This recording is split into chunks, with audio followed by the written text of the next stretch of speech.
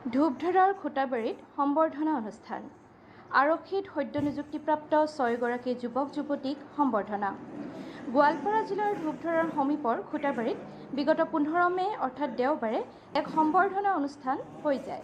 গাঁওখনৰ মুঠ 6 গৰাকীকৈ যুৱক যুৱতীয়ে সদ্য নিযুক্তিপ্ৰাপ্ত আৰক্ষী বিভাগৰ পদত নিযুক্তি লাভ কৰাৰ উদ্দেশ্যেৰে আয়োজিত সম্বৰ্ধনা সভাখনত সভাপতিত্ব কৰে গাঁও উন্নয়ন সমিতিৰ উপদেষ্টা হৰগোবিন্দ দাসে আৰু সভাৰ উদ্দেশ্য ব্যাখ্যা কৰে গাঁও আৰক্ষী বাহিনীৰ সম্পাদক ডালিম দাসে।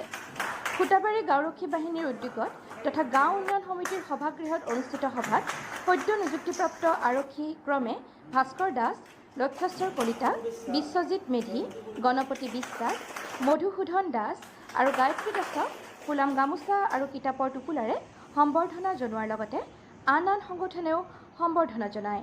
Report BRNews, Goalpara, ধূপধাৰা।